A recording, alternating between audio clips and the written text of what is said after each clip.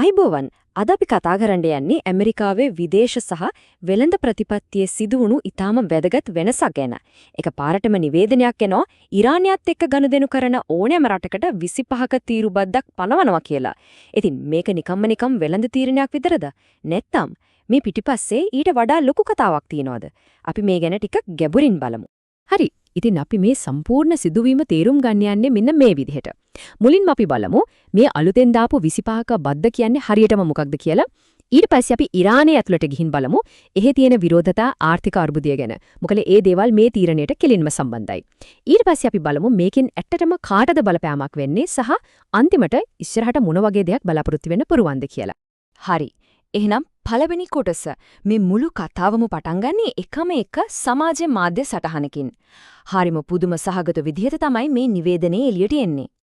මේ තියෙන්නේ ඒ සටහන. වචන ටික දිහා බැලුවම පේනවා කිසිම දෙගිඩියාවක් නැහැ. බොහොම කෙලින්ම කියලා තියෙනවා. ඉරානිය එක්ක බිස්නස් කරන ඕනෑම රටක් ඇමරිකාව එක්ක කරන හැම ගනුදෙනුවකටම 25ක තීරුබද්දක් ගෙවන්න ඕන. දැන් මේක ටිකක් සරලව තේරුම් ගත්තොත් හිතන්න චීනය ඉරානෙන් තෙල් ගන්නවා කියලා.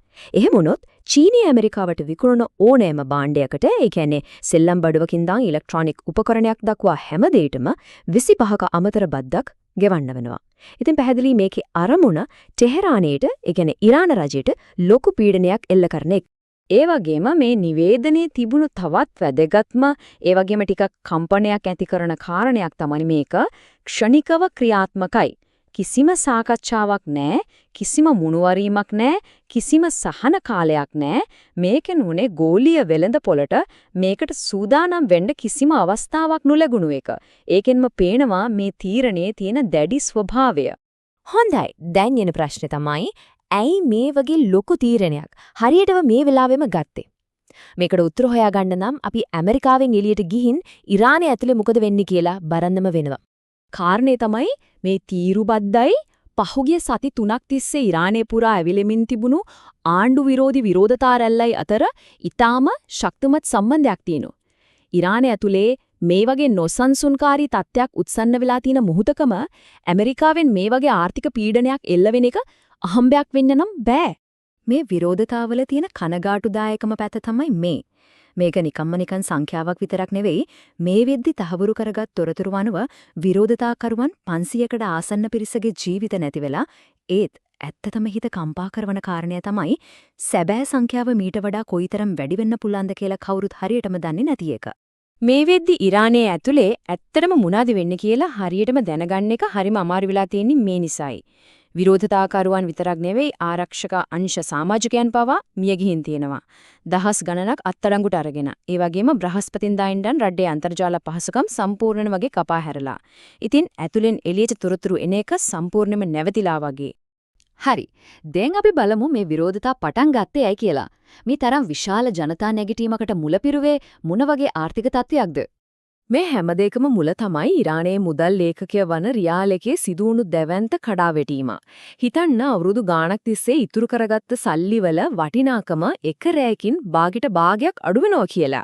මිනිස්සුන්ට උනේ අන්න ඒ වගේ දෙයක්. ඒක තමයි මිනිස්සුන්ව පාරට ඇදලා දැම්මේ. ඉතින් සල්ලිවල වටිනාකම නැති වෙනකොට මොකද වෙන්නේ?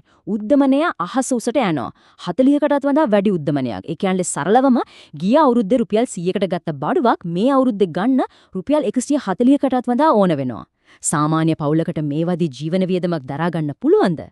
මේක නිකන්ම සංඛ්‍යාලේඛනවලට සීමා වුණු දෙයක් නෙවෙයි. මේක මිනිස්සුන්ගේ කුස්සියටම බලපෑවා. පිසින තෙල්, මස් වගේ එදිනෙදා ජීවිතේට නැතුවම බැරි අත්‍යවශ්‍ය දේවල් වල මිල ගණන් එකපාරටම දරා ගන්න බැරි තරමට ඉහළ ගියා. හොඳයි. අපි දැන් මේ සිදුවීම දිහා තව ටිකක් පුළුල් බලමු. මේ අලුත් තීරුබද්ද කියන්නේ එකපාරටම අහසින් පාත් වුණු දෙයක් නෙමෙයි. මේක ඇමරිකාවයි ඉරානියයි අතර කාලයක් තිස්සේ පැවතුණු නොසන්සුන්කාරී තත්ත්වයේ තවත් එක පරිච්ඡේදයක් විතරයි. ඇමරිකාවේ ප්‍රතිපත්තිය දිහා බැලුවම පේන්නේ එකිනෙකට පරස්පර කතා දෙකක්. එක පැත්තකින් ගුවන් ප්‍රහාර එල්ල කරනවා වගේ හමුදාමය ක්‍රියාමාර්ග ගන්නත් සූදානම් කියලා තර්ජනය කරනවා. අනිත් පැත්තෙන් ඉරානය අපිත් එක්ක කතා කරන්න උත්සාහ කරනවා කියලා රාජ්‍යතාන්ත්‍රික ප්‍රවේශයක් ගැනත් කියනවා. මේක දෙපැත්ත කැපෙන කඩුවක් වගේ ප්‍රතිපත්තියක්. හරි. දැන් අපි බලමු මේ තීරණයෙන් ඇතිවෙන ගෝලීය බලපෑම ගැන. ඉරානය එක්ක ගනුදෙනු කරන හැමෝටම මේ 25ක බද්ද වදිනවා නම් මේකෙන් වැඩිපුරම අමාරුවේ වැටෙන්නේ කවුද? මේ ඉන්නේ ඉරානයේ ප්‍රධානතම වෙළඳ හවුල්කරුවන්. ඉතින් මේ තීරණයෙන් කෙලින්ම බලපෑමට ලක් වෙන්නේ මේ රටවල්. බලන්න චීනය, ඉන්දියාව වගේ රටවල් ඉරානයේ බලශක්තිය, ඒ කියන්නේ තෙල් මත විශාල වශයෙන් රඳාපවතිනවා. ඒ වගේම තුර්කිය, එක්සත් අරාබ් එමිරාජ්‍ය වගේ රටවල් ඉරානයට භාණ්ඩ යවන ප්‍රධාන මධ්‍යස්ථාන. ඉතින් මේ හැම රටකටම දැන් ඇමරිකාවයි ඉරානයයි අතරින් එකක් තෝරගන්න වෙන තැනට වැඩ සිද්ධ වෙලා තියෙනවා. හරි. අපි දැන් මේ විග්‍රහයේ අවසාන ඒ වගේම සමහර විට වැදගත්ම කොටසට එමු. ඒ තමයි මේ නිවේදනයෙන් නොකියවුණු දේවල් මොනවද කියන එක. මේ නිවේදනය සමාජ මාධ්‍ය සටහනකට සීමා වුණු නිසා ඒක හරිම කෙටි. ධවල මණ්ඩිරයෙන් මේ ගැන තවත් කිසිම විස්තරයක් තාම දීලා නැහැ. ඒ නිසා ලෝකෙටම තාමොන් පැහැදිලි නැති උත්තර නැති ප්‍රධාන ප්‍රශ්න ගොඩක් ඉතිරි වෙලා තියෙනවා. මේ අතරින් ප්‍රධානම අනිශ්චිතතා කීපයක් තමයි මේ. පළවෙනි එක ව්‍යාපාර කීම කිව්වට ඒක ඇත්තටම අදහස් කරන්නේ මොකක්ද?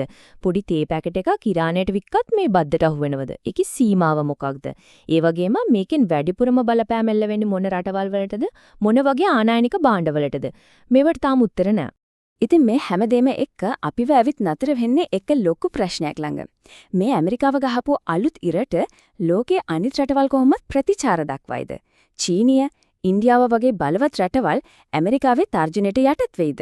නැත්නම් ඔවුන් මේකට විරුද්ධව වෙනත් ක්‍රියාමාර්ගයක් ගනීද? ඉදිරි සති කිහිපය ගෝලීය ආර්ථිකයට වගේම දේශපාලනයටත් ඉතාම තීරණාත්මක කාලයක් වේවි.